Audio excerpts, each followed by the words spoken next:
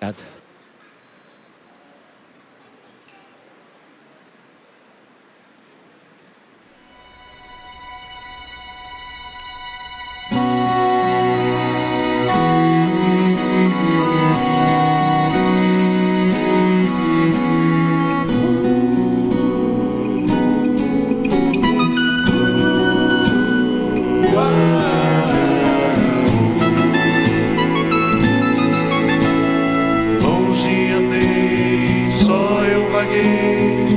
Quase foi o meu fim, hoje tudo mudou em mim e renasci.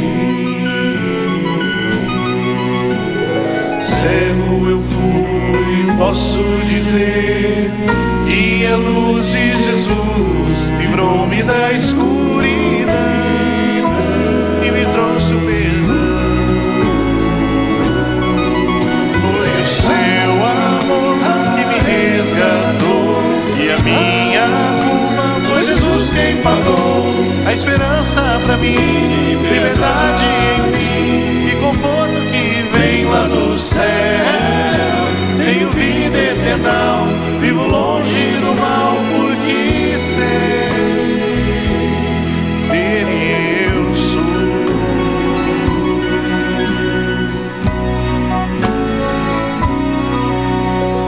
Posso sentir vida em mim, espero um novo amanhã, nada me falta.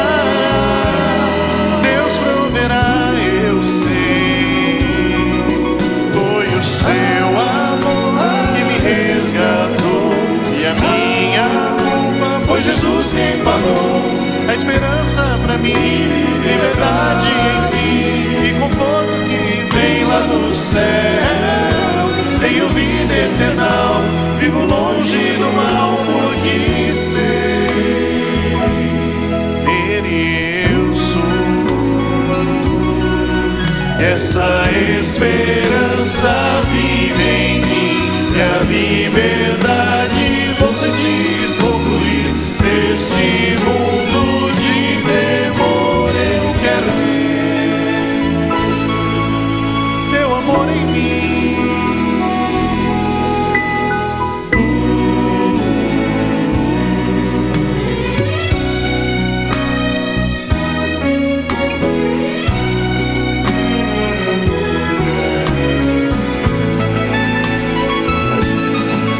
Foi o seu amor que me resgatou e a minha culpa foi Jesus quem pagou.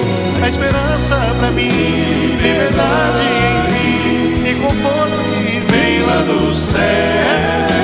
Tenho vida eterna, vivo longe do mal porque sei dele eu sou. Sim, eu sou. Dele eu sou. Sim, eu sou.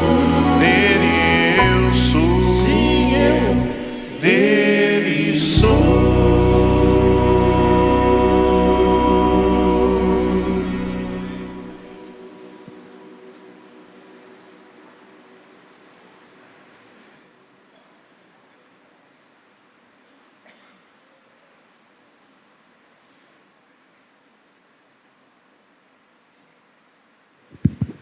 Boa noite, meus irmãos.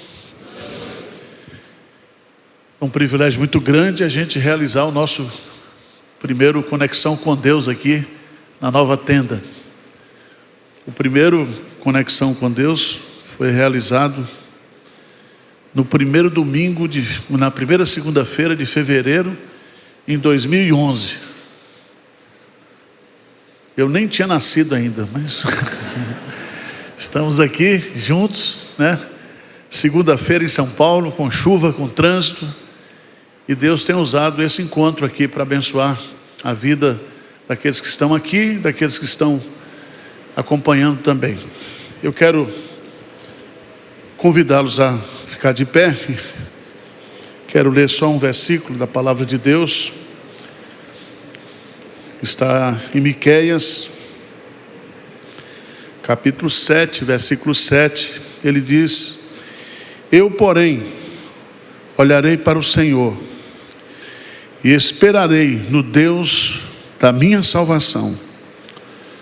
O meu Deus me ouvirá. Amém. Senhor Deus, muito obrigado por esse dia de trabalho que tivemos. Muito obrigado porque nós estamos recomeçando Conexão com Deus nesse novo espaço. E que esse local seja um local onde todas as segundas-feiras o teu nome seja honrado, glorificado e a tua palavra proclamada aqui, Senhor. Que o Senhor continue usando esse culto para alcançar corações, transformar vidas e edificar a tua igreja. Que o Senhor nos conduza nesta noite, que o teu Santo Espírito trabalhe em cada coração aqui e que esse culto seja agradável a ti. Perdoa, Senhor, os nossos pecados, as nossas fraquezas, em nome de Jesus. Amém. Convido a banda Master para...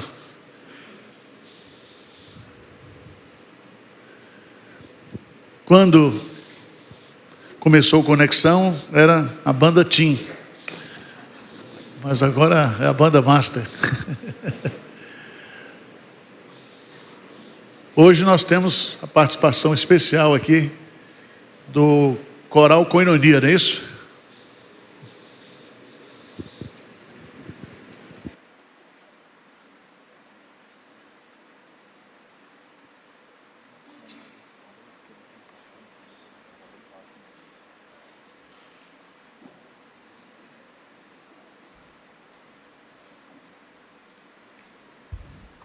Boa noite, irmãos. Graça e paz do nosso Senhor.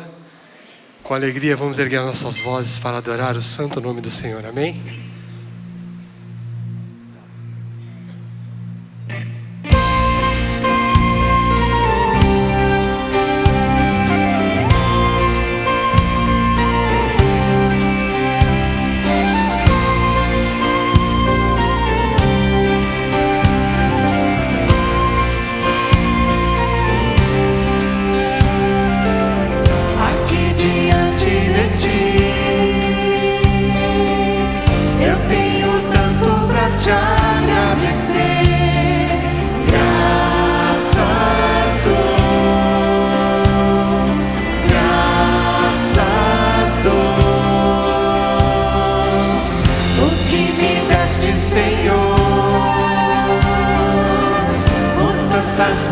Que eu não posso ver, graças dou,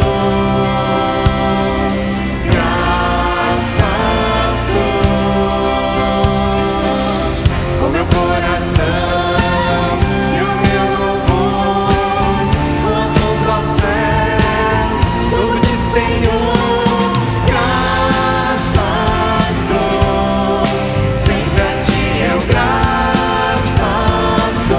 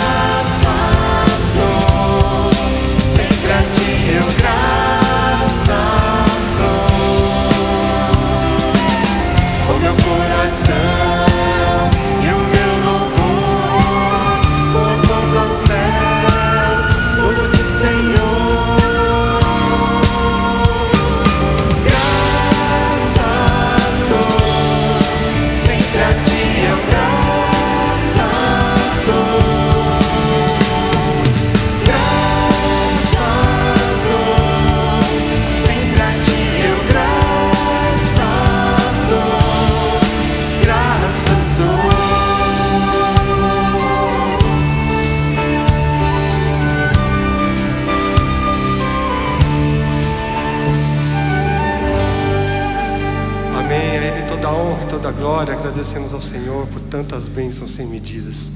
Vamos continuar adorando o Senhor.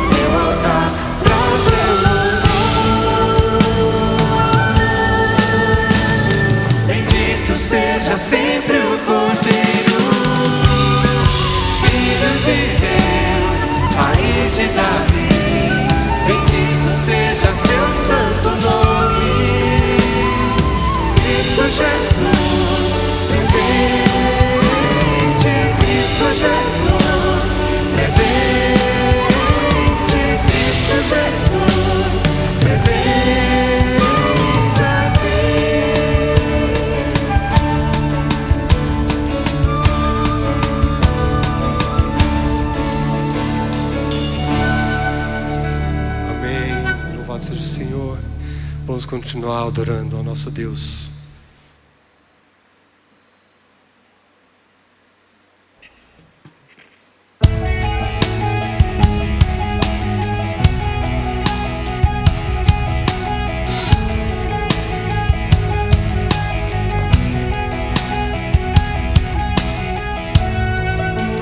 Todos necessitam de um amor perfeito, perdão e compaixão. Todos necessitam de graça e esperança, de um Deus que salva.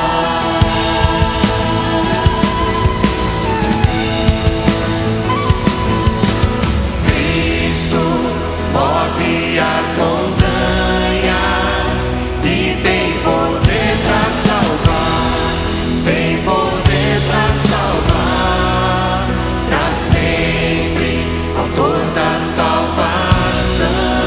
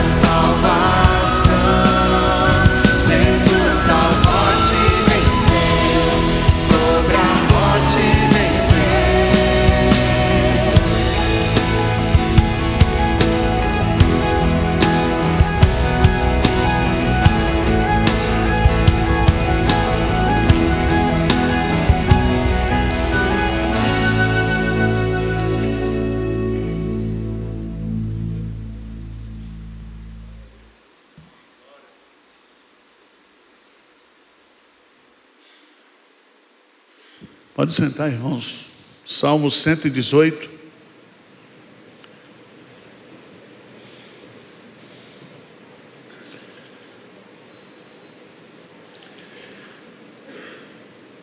Versos de 1 a 9. Vamos ler juntos? Salmo 118, versos de 1 a 9. Vamos lá? Rendei graças ao Senhor, porque Ele é bom, porque a sua misericórdia dura para sempre. Diga, pois, Israel, sim, a sua misericórdia dura para sempre. Diga, pois, a casa de Arão, sim, a sua misericórdia dura para sempre. Digam, pois, os que temem ao Senhor, sim, a sua misericórdia dura para sempre. Em meio à tribulação, invoquei o Senhor, e o Senhor me ouviu e me deu folga. O Senhor está comigo, não temerei. Que me poderá fazer o homem? O Senhor está comigo entre os que me ajudam. Por isso verei cumprido o meu desejo nos que me odeiam. Melhor é buscar refúgio no Senhor do que confiar no homem. Amém. Nós estamos vivendo desde ontem aqui um momento muito especial de ocupar esse espaço aqui, né? E eu vejo a felicidade dos irmãos, a minha felicidade também. E depois daquele apelo que eu fiz aqui do terno da Zara, eu ganhei hoje um da Brooksfield. Eu não estava pedindo não, só fiz a propaganda, né? E a gente vê a felicidade dos irmãos, né? A gratidão a Deus. Então nós vamos ter mais uma música, depois o coral vai subir e o grupo Koinonia para cantar 2 músicas e depois o pastor vai trazer a mensagem. E nós vamos ter um momento de ofertório agora. Nós ainda estamos ajeitando, os gasofilaços são poucos. E eu creio que a partir de domingo já vai ter um QR Code aí nas cadeiras, né? Porque a turma lá da galeria não consegue acessar aqui. A gente está ouvindo as sugestões, as críticas. Nós estamos numa fase de adaptação. Tá certo? Hoje mesmo o rapaz que fez essa madeira aqui, ele disse que está fosco, tem que dar mais brilho. Eu falei, tá bom. Se você fizer de graça, pode. Então, todo mundo aprendendo, todo mundo ajudando. Vamos ficar de pé? Vai cantar mais uma música. O ofertório tem os gasofilaços aí, não é isso? Cadê os diáconos? Estão aí, né? Para poder ajudar. Enquanto isso, o coral também vai subindo aqui, o grupo Koinonia. Senhor Deus, nós queremos te louvar por esse dia.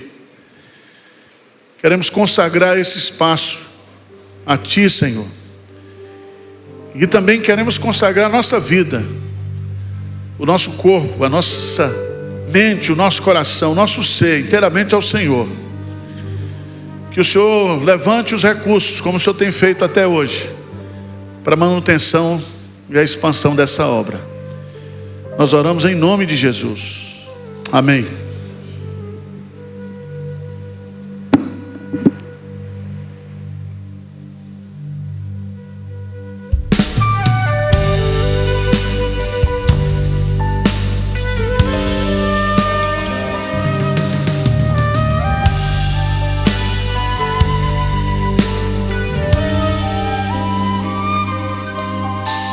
Sim, eu sei, Senhor, que Tu és soberano.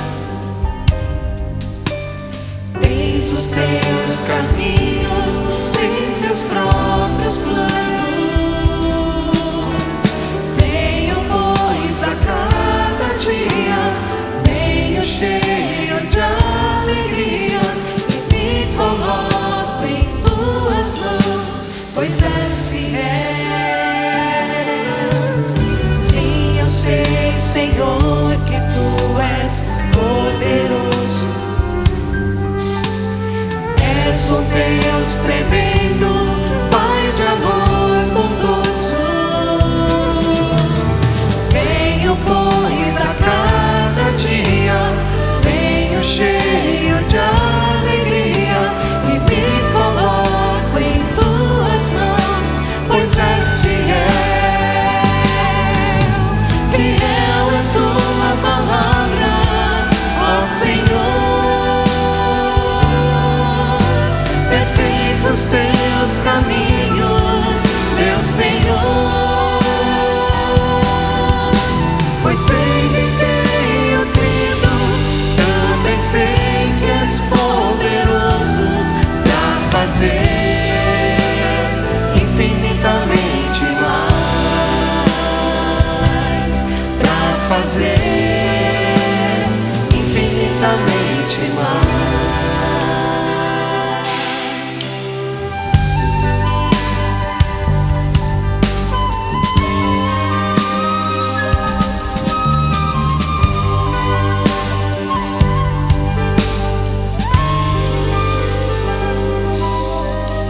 Sim, eu sei, Senhor, que tu és poderoso. És um Deus tremendo, Pai de amor bondoso. Venho, pois, a cada dia, venho cheio de alegria e me coloco em tuas mãos, pois és fiel. Fiel é tua palavra, ó Senhor. Perfeitos teus caminhos, meu Senhor. Pois sei que tenho crido, também sei que és poderoso pra fazer infinitamente mais, pra fazer infinitamente mais do que tudo que pedimos, infinitamente mais do que tudo que sentimos, infinitamente mais do que tudo que pensamos, infinitamente mais do que tudo que nós cremos, infinitamente mais. Fiel é tua palavra, ó Senhor. Perfeitos teus caminhos, meu Senhor. Pois sei que tenho crido, também sei que és poderoso pra fazer infinitamente mais, pra fazer infinitamente mais, pra fazer infinitamente mais. Amém, amém. Podemos sentar, irmãos.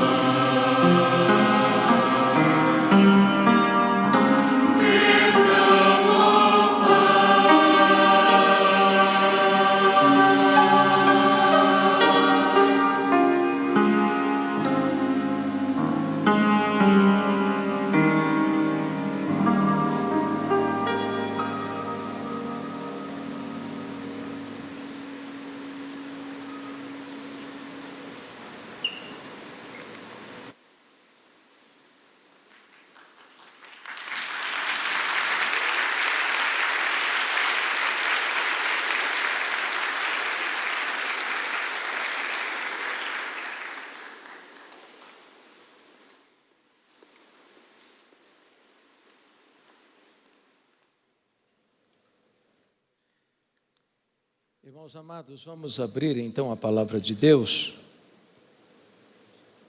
no primeiro livro dos Reis, capítulo 17. Faremos a leitura do verso 1 ao verso 10.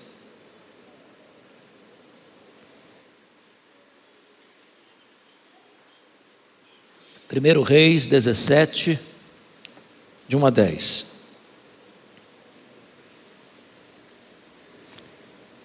Está escrito então: Elias o tesbita, dos moradores de Gileade, disse a Acabe: tão certo como vive o Senhor, Deus de Israel, perante cuja face estou, nem orvalho nem chuva haverá nesses anos, segundo a minha palavra.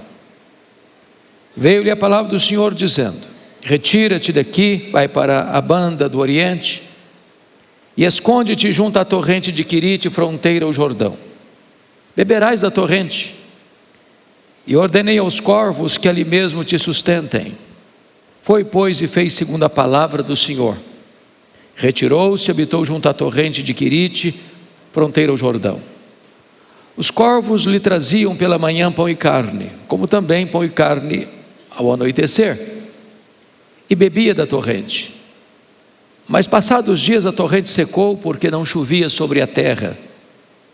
Então lhe veio a palavra do Senhor dizendo: dispõe-te, vai a Sarepta, que pertence a Sidom, e demora-te ali onde ordenei a uma mulher viúva que te dê comida. Então ele se levantou e se foi a Sarepta. Amém. Irmãos queridos, crise é a comida requentada na mesa dos brasileiros. é a palavra de ordem, é a manchete dos jornais, é a notícia dos periódicos. A crise mostra sua carranca em todos os setores da sociedade. Está presente nos palácios, nos parlamentos, nas cortes, nas transações comerciais, nas relações diplomáticas. A crise está presente nas ruas, nas famílias, até mesmo nas igrejas. Quando você pensa em crise, e ela é medonha mesmo, e ela é avassaladora mesmo, é preciso dizer que crise não é um fato novo. Em passado remoto e bem distante, ela estava lá. E esse texto lido retrata de maneira eloquente esse fato. Poderíamos situar Elias no tempo e no espaço para explorarmos melhor esse texto. Com a morte do rei Salomão em 931 a.C., o reino que tinha 120 anos de monarquia, agora enfrenta uma cisão. Das 12 tribos, 10 seguem a liderança cismática de Jeroboão I, formando o reino do norte. Este homem desencaminhou a sua nação para a idolatria.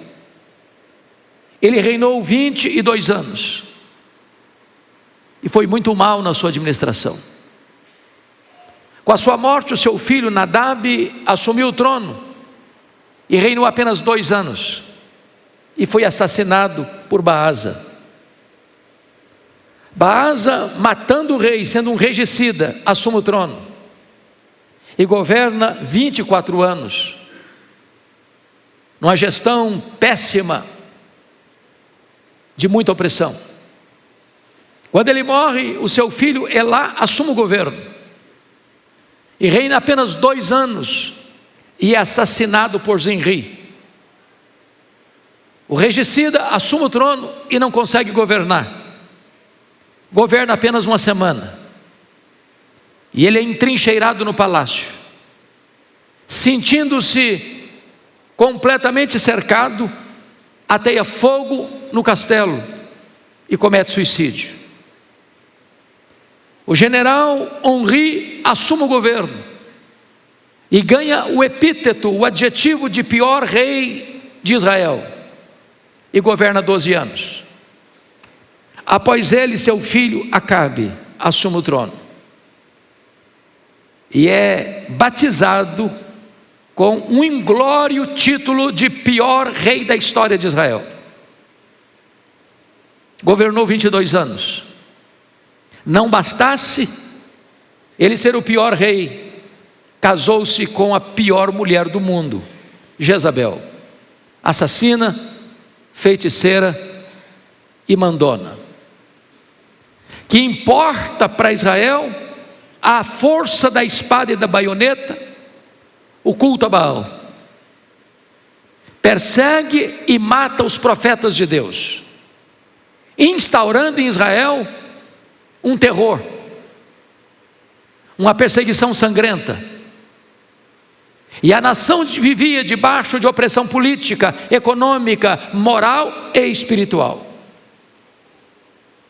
E é nessa conjuntura de crise medonha que Deus levanta não um partido político,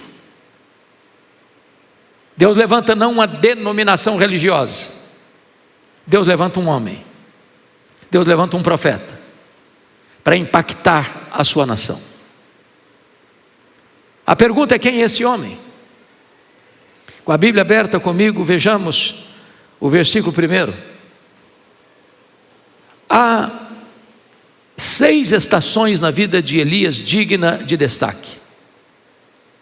Elias no palácio, Elias no deserto, Elias na fornalha, Elias no Carmelo, Elias na caverna, Elias no Jordão. Hoje eu vou me deter apenas nas 3 primeiras estações da vida de Elias. Comecemos com Elias no palácio.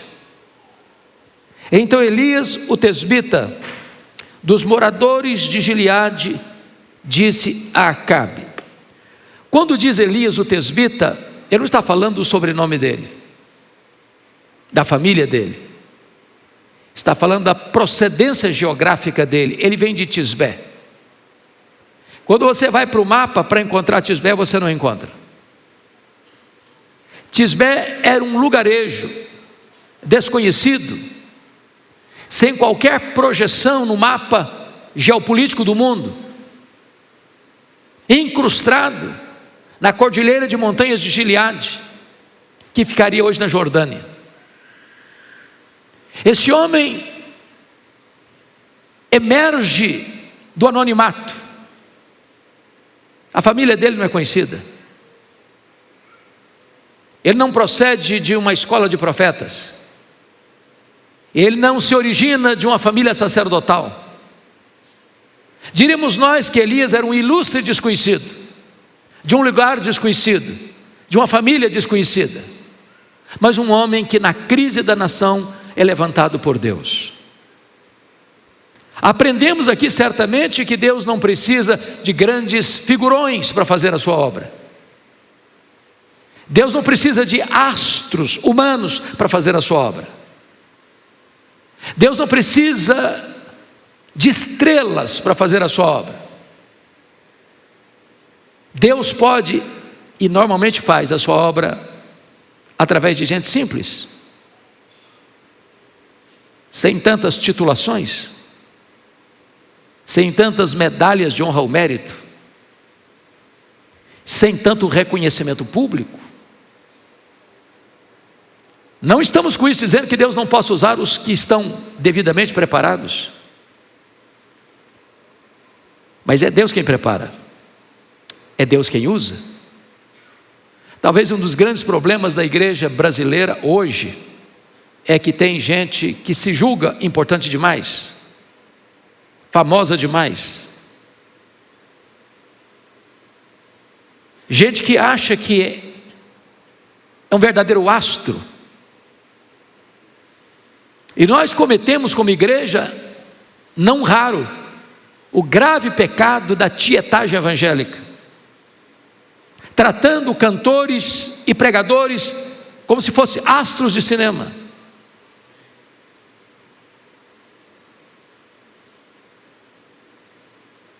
Incentivando, no mínimo, essa cultura antropolátrica, centrada no homem.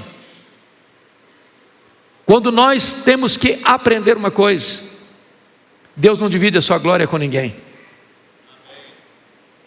As estrelas não podem brilhar quando o sol da justiça está brilhando. Se Jesus está brilhando, não tem espaço para homens brilharem.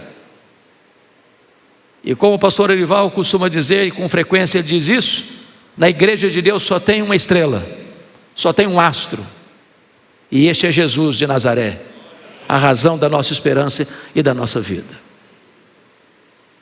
Mas notem comigo que Elias sai do anonimato e começa o seu ministério no palácio, quando muitos de nós passarão toda a nossa vida, talvez sem nunca entrar no palácio. E ele chega no palácio com a mensagem de juízo ao pior e mais perverso rei de Israel. Ele diz: segundo a minha palavra, na presença de Deus, a qual eu estou, nem chuva, nem orvalho haverá nesses anos, segundo a minha palavra. Isso é tão certo como vive o Senhor. E por que ele traz essa palavra de juízo? Onde Deus haveria de fechar as comportas dos céus, para não cair nem chuva nem orvalho. É que Israel estava se rendendo a Baal, o padroeiro da prosperidade, uma divindade pagã, importada de Sidom para Israel. E quando se colhia as safras das lavouras, e quando uma ovelha dava cria lá no campo, atribuía isso a Baal. Então, se Deus fechasse as comportas dos céus e não tivesse chuva nem orvalho, para uma cultura agropastoril, isso era o colapso da economia.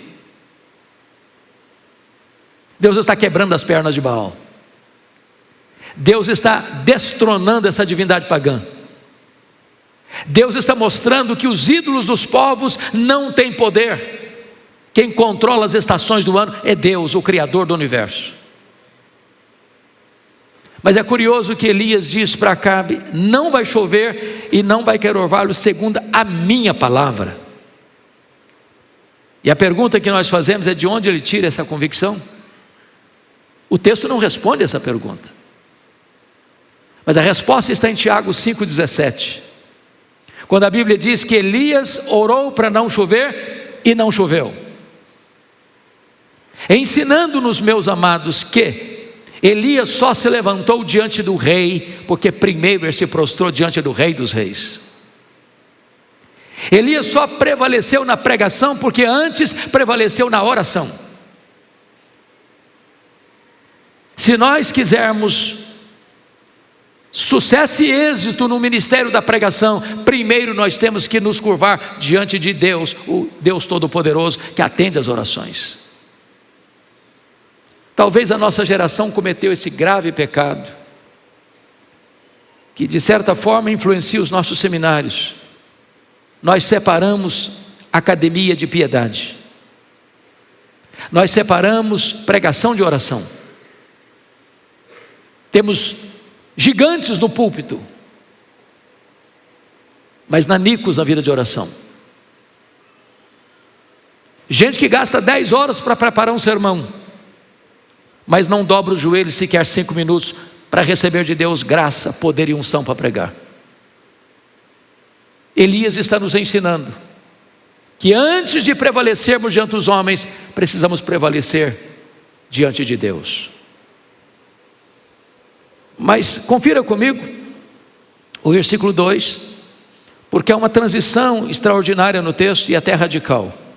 Veio-lhe a palavra do Senhor dizendo: retira-te daqui, vai para a banda do Oriente, esconde-te junto à torrente de Querite, fronteira ao Jordão. E o que Deus está fazendo com Elias parece ilógico. Deus está tirando Elias do palácio e enviando Elias para o deserto. Deus está tirando Elias debaixo das luzes da ribalta e enviando-o ao reduto da solidão.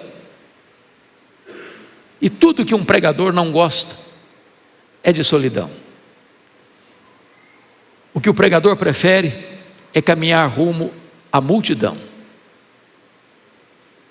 Por que Deus tira Elias de cena?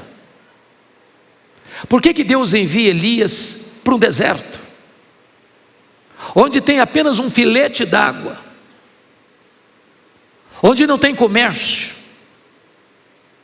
E se ele precisa ser alimentado, é preciso que um milagre aconteça. É que na verdade, meus irmãos, aqui estão um dos pontos mais importantes da vida cristã. Nesta geração que dá tanto valor ao performance, à realização, ao desempenho, ao palco, Deus está mais interessado nos bastidores. Deus está mais interessado nas motivações. Deus está mais interessado no obreiro do que na obra.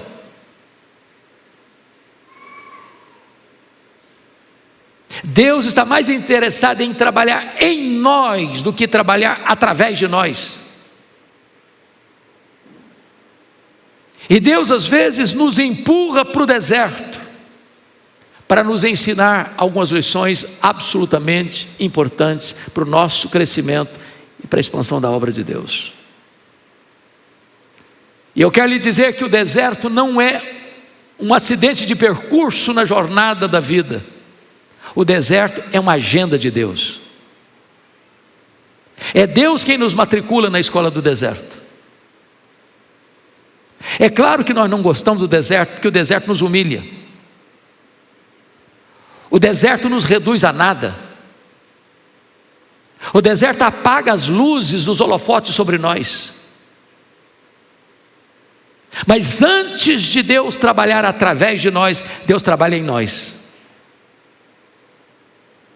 E a primeira matéria no currículo de Deus, na escola do deserto, é tratar do nosso caráter.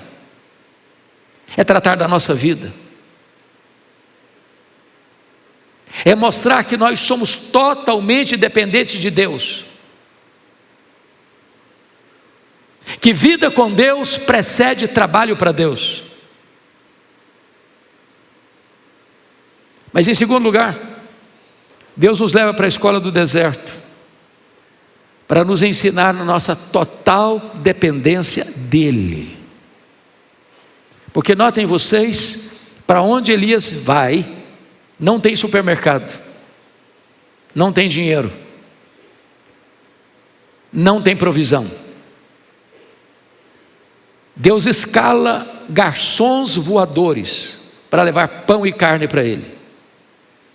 E se Elias fosse um homem de escrúpulos, ele questionaria Deus, porque segundo as leis cerimoniais de Israel, os corvos eram animais imundos. E talvez Elias pudesse dizer: meu senhor, o senhor não podia escolher uma ave melhorzinha para levar pão e carne para mim? Eu não sei onde esse bendito desse corvo botou as suas garras.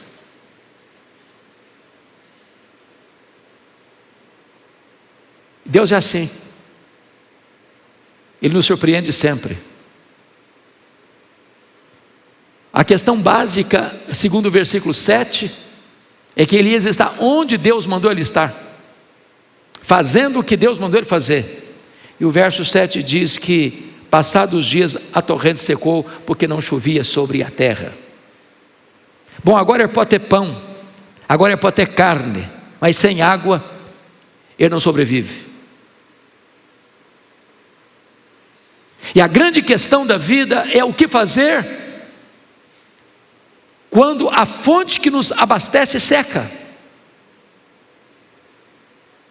Como Deus não é pego de surpresa, como Deus não fica lá no céu esfregando as mãos sem saber o que vai fazer com as nossas crises.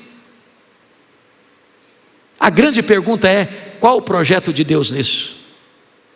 Quando nós estamos no centro da vontade de Deus e acaba a nossa provisão.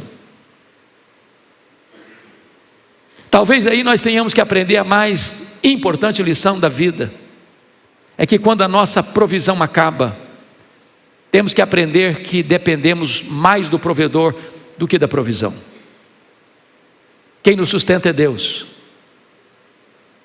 quem abre portas é Deus, quem envia os recursos é Deus. Já temos ouvido pastor Arival partilhar isso muitas e muitas vezes, que o templo que nós adorávamos a Deus até segunda-feira passada foi um milagre. Recursos não existiam, e a obra nunca parou por falta de recursos, porque o provedor da obra é Deus. Quando se planejou essa tenda, o orçamento, segundo o pastor Arival, era em torno de uns 6 milhões de reais. Já passam de 12, e nunca faltou recurso. E quando o caixa está vazio, quem abastece o caixa é Deus. Ele usa pessoas, mas quem move pessoas é Deus. Entenda isso: se Deus está levando você a uma situação onde faltam os recursos, não é porque Deus falhou com a sua providência, é porque Ele quer matricular você no estágio mais avançado da fé e da dependência dEle.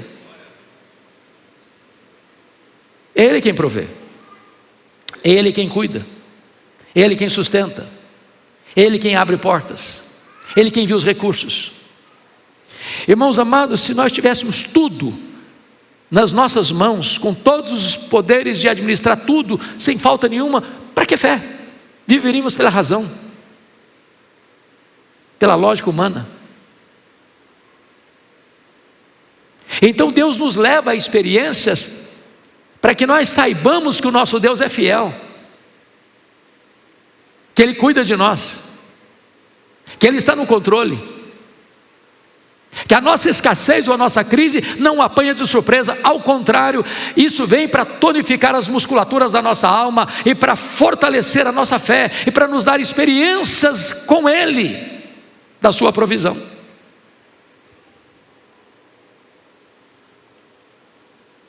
Mas a terceira e última estação que eu quero explorar, agora é Elias na fornalha. Veja comigo o versículo 8 e versículo 9.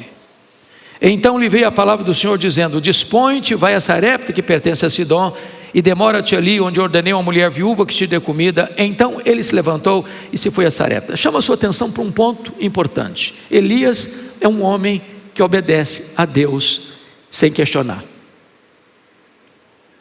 No verso 2, veio-lhe a palavra do Senhor dizendo: retira-te daqui, vai para a banda do Oriente, esconde-te junto à torrente Querite, fronteira Jordão. E o versículo 5 diz: foi, pois, e fez segundo a palavra do Senhor. No versículo 9, Deus diz: dispõe-te, vai a Sarepta. Versículo 10, então ele se levantou e foi a Sarepta. Se Deus dá uma ordem, é para obedecer. Não é para questionar, não é para racionalizar, não é para postergar, é para obedecer. Agora eu chamo a sua atenção que a palavra Sarepta na língua hebraica traz a ideia de cadinho, de fogo, de fornalha.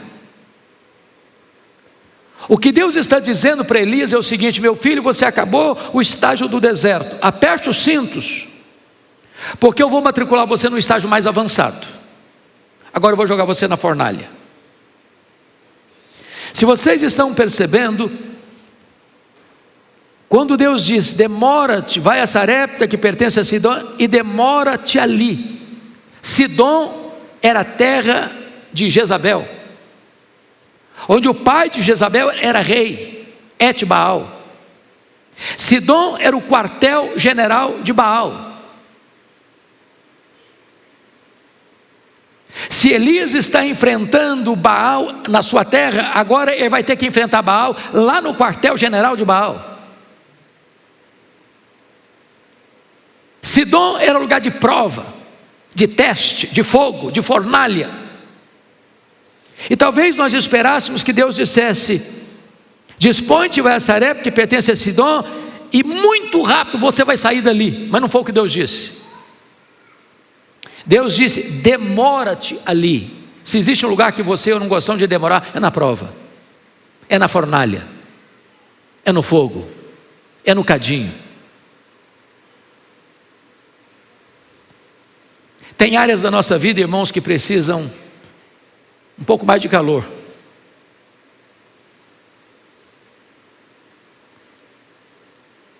Tem hora que a chama precisa aumentar um pouco e demorar um pouco mais. Veja você que ele está em Querite escondido. Escondido de quê? Escondido de quem? Escondido da perseguição, escondido de Jezabel, escondido de Acabe. São assassinos, são sanguinários, estão matando os profetas de Deus. E de Querite a Sarepta eram 150 quilômetros a pé, e ele precisava ultrapassar a fronteira, entregar o passaporte. Vale destacar, segundo o capítulo 18, verso 10, que a essas alturas ele estava sendo procurado em todo o território de Israel, nas nações vizinhas, como o inimigo número 1 da nação de Israel. Agora me permita lhe dizer: o Deus que envia é o Deus que protege. E a ordem de Deus para ele parece novamente muito estranha, no mínimo. Porque Deus disse para ele: você vai para Sarepta, porque lá tem uma mulher viúva que vai sustentar você. As viúvas naquela época eram bem diferentes das viúvas de hoje. Via de regra, as viúvas de hoje, pela graça de Deus, muitas delas ficam muito bem amparadas. Às vezes herdam verdadeiras fortunas e passam a viver muito bem, sem um marido chato do lado e com todo o dinheiro para desfrutar de boa vida e boas viagens. Naquela época, a viúva era símbolo de desamparo. Se Deus dissesse para Elias assim: vai, porque você vai sustentar uma mulher viúva, lá em Sarepta, ele poderia pensar: pelo menos eu tenho um ministério, vou cuidar de uma mulher viúva. Mas foi o contrário. Vai, porque lá uma mulher viúva vai sustentar você. E chega lá, a viúva que vai sustentar, ela está morrendo de fome. Será que Deus errou no cálculo? Será que Deus não conhecia matemática? Será que Deus não conhecia finanças? Será que Deus cochilou na avaliação? Não. Deus tinha humilhado esse homem e preparado esse homem para os grandes embates da vida. Primeiro dependendo de corvos, agora dependendo de uma mulher que está morrendo de fome. Deus usa instrumentos impensáveis para nos balançar, para dizer assim: olha, você depende de mim, sou eu quem sustento você, sou eu quem cuido de você. O que é maravilhoso é que aquela viúva conheceu a Deus na cozinha, e não tem lugar melhor no mundo para conhecer a Deus do que na cozinha. Quando eu leio e releio e leio e releio esse texto, a compreensão que eu tenho é que Deus não multiplicou para aquela viúva um saco de trigo e um tonel de azeite. Tinha um punhado de farinha, um pouquinho de azeite na botija.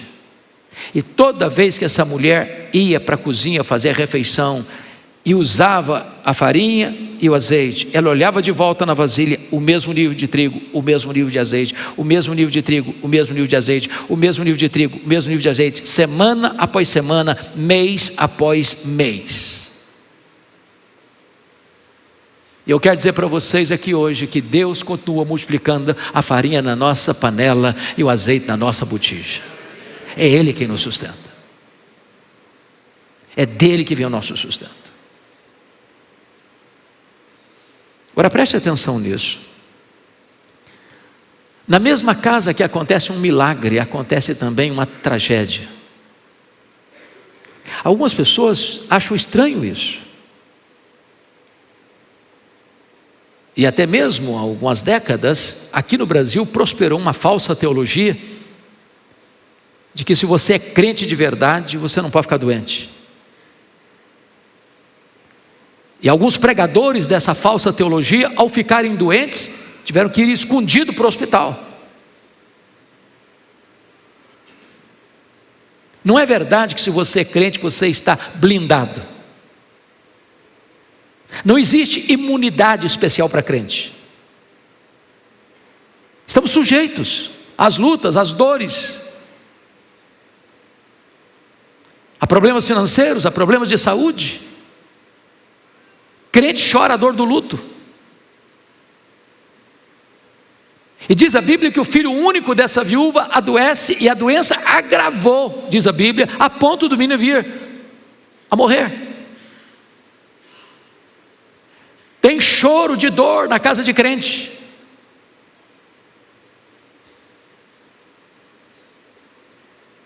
O que é mais grave?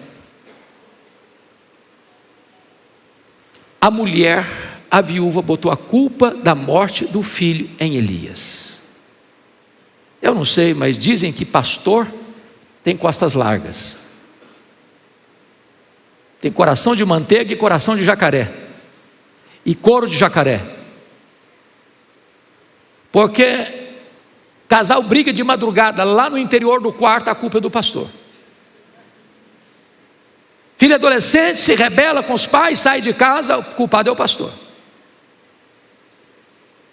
O menino adoece e morre, o culpado é o profeta. Sabe o que me impressiona em Elias? Sendo inocente, ele não se defendeu. Porque nós somos, via de regra, apressados e ousados em nos defendermos. Ai de quem pisar no nosso calo.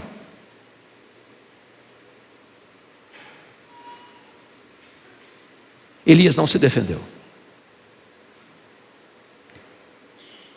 Ele não abriu a boca para responder àquela viúva, talvez até por respeitar a dor dela e entender um princípio bíblico que não se esmaga a cana quebrada, nem se apaga a torcida que fumega. Mas ele disse para ela: me dê seu filho morto aqui. E leva o menino, o corpo do menino, para o quarto dele, fecha a porta, E ele que não abrir a boca para se defender, abre o bico e fala muito, fala com Deus, numa oração audaciosa. Audaciosa. Ensinando-nos, irmãos, um princípio. Se nós orássemos mais, nós brigaríamos menos. Se nós orássemos mais, nós nos defenderíamos menos. Se nós orássemos mais, nós veríamos mais os milagres de Deus acontecendo. O que me impressiona em Elias, pastor Ival, é que ele tem coragem de fazer um pedido inédito para Deus. Não tem registro de ressurreição até então. E eu acho que se hoje um crente, um pastor, se levantar para fazer um pedido para Deus que Deus nunca fez na história, talvez internariam esse cidadão numa clínica psiquiátrica. Ou talvez carimbariam a ele com o título herege, maluco, inconsequente.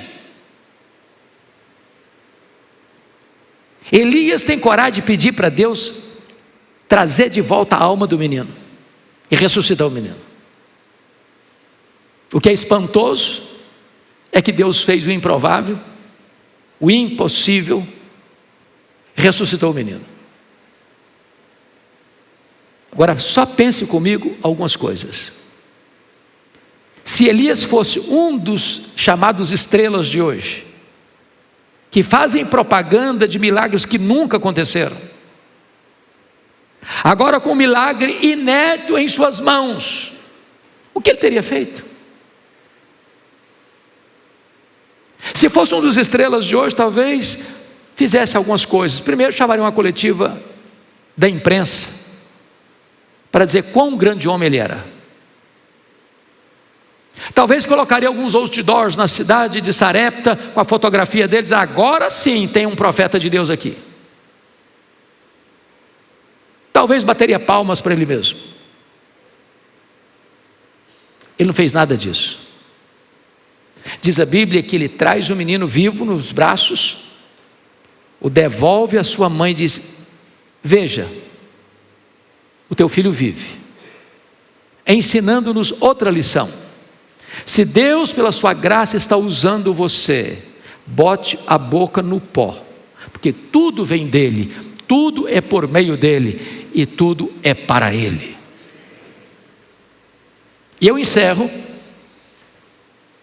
dizendo que quando você honra Deus, Deus honra você.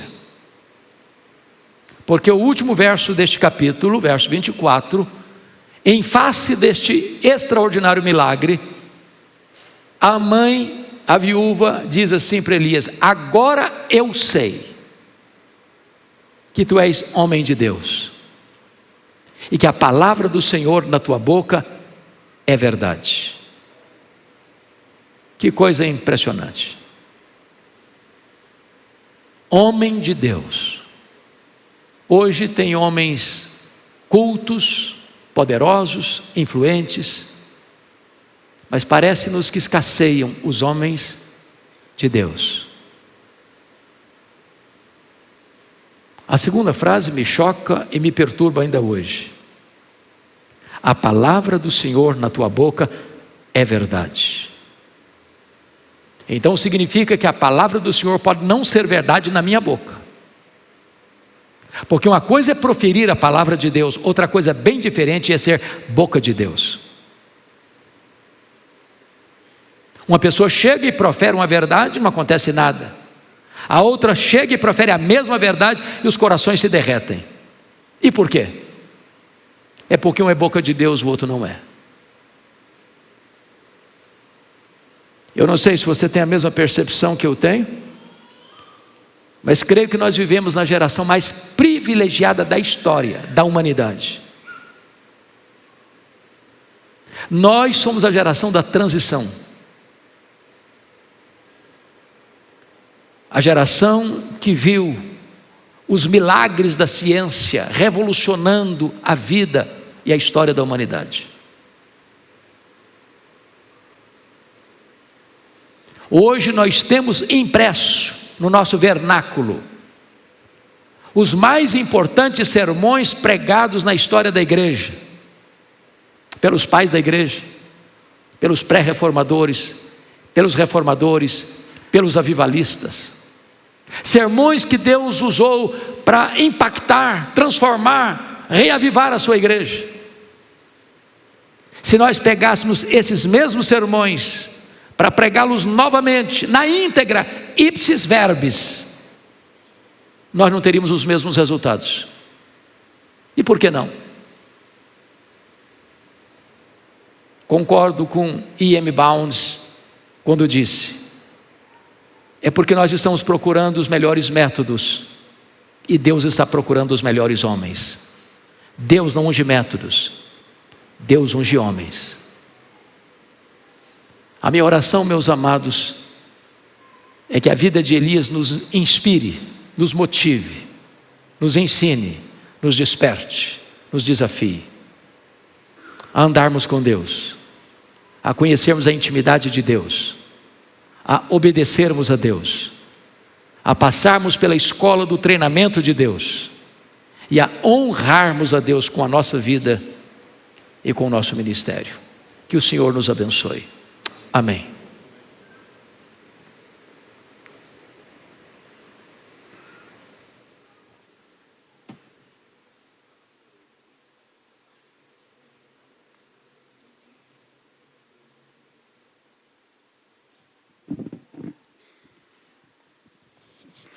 Nós vamos cantar, vamos ficar de pé. Depois de uma mensagem dessa, eu estou arrebentado aqui, viu? Deus falou comigo. Falou com você ou não?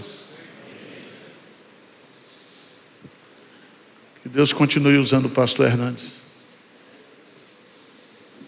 dando sabedoria para ele e humildade também, que ele é humilde. Pelo menos eu que convivo com ele sei disso. Ele esconde muito bem a soberba do coração dele. Deus continue nos usando. Canta você, depois canta vocês. Pronto. Tem que terminar tudo que todo mundo cantando aqui.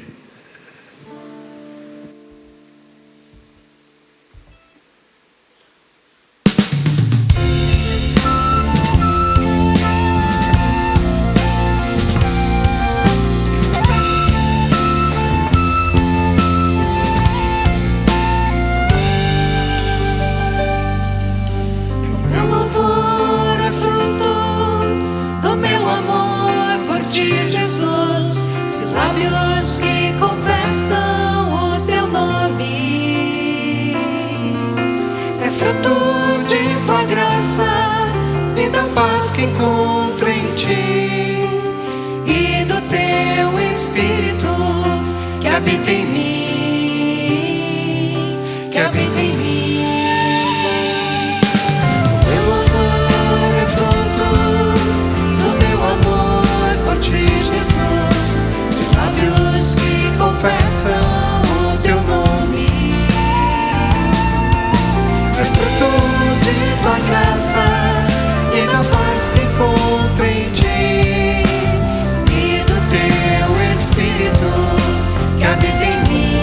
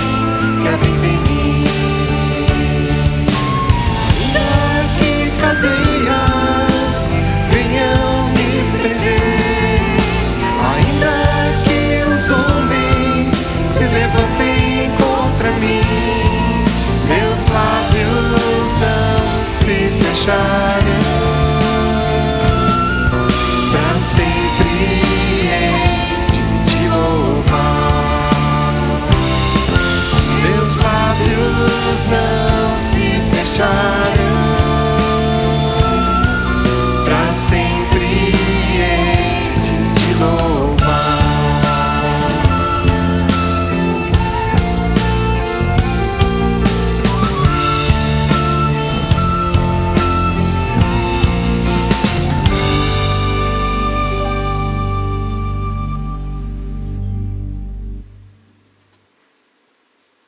Que a graça do Senhor Jesus, que o amor de Deus, nosso Pai, que a comunhão, o carinho e o conforto do Espírito Santo estejam sobre cada um aqui, sobre cada família, sobre o povo de Deus, hoje e sempre. Amém, Senhor. Pode sentar, o coral vai cantar.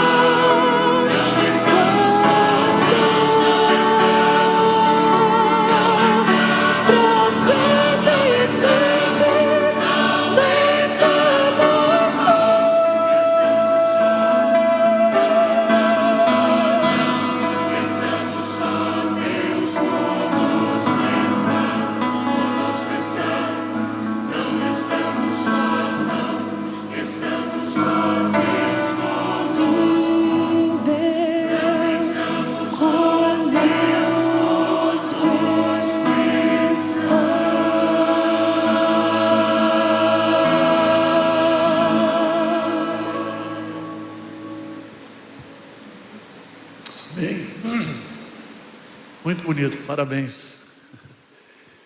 Irmãos, pastor Hernandes já foi lá para... Ele tem um lançamento, Primeira Reis, quem quiser adquirir, autografado por ele, vai lá no salão. Também nós vamos ter um evento, que é um ministério Nós temos aqui o Pinheiros Mulheres, e dentro do Pinheiros Mulheres, nós temos vários ministérios. Um é o da SAF, e a SAF coordena o Ministério Mães da Aliança, que são mães que intercedem pelos filhos. Nós temos a Bíblia, Mães da Aliança, e temos o devocional. E no dia 20 de novembro, nós teremos o congresso aqui. E pela bondade de Deus, nós já estamos chegando a 1000 mulheres inscritas, e o nosso alvo é usar aqui, com 1.500 mulheres, né? Se Deus assim nos permitir. Passa lá, entra no site da igreja e veja também. E eu queria avisar para vocês que no dia 1 a 4 de fevereiro do ano que vem, nós vamos ter aqui o nosso grande congresso de avivamento e reforma espiritual. Estamos trazendo o pastor lá da Coreia, eu não sei o nome dele, mas é nome de coreano, mas é pastor de uma grande igreja. Deus reaviva o coração quebrantado. O nome dele está ali, é Li no final, né? Estará o Samuel Baroncelli, lá da Itália, o Jonatas Bragato, pastor Hernandes, mas nós vamos explorar principalmente esse coreano, que é pastor de uma grande igreja na Coreia, e ele passou por uma experiência semelhante à nossa. Ele já está no 4º templo. Foi começando pequeno, derrubava, fazia maior, derrubava, fazia maior. Agora ele está com um templo para 12 mil pessoas, que deve ser o nosso alvo daqui a uns dias, né? Então acho que ele vai ensinar a gente como é que... Tá bom? Boa noite para todos, Deus abençoe. Segunda-feira nós queremos casa cheia aqui, tá bom? Vamos divulgar.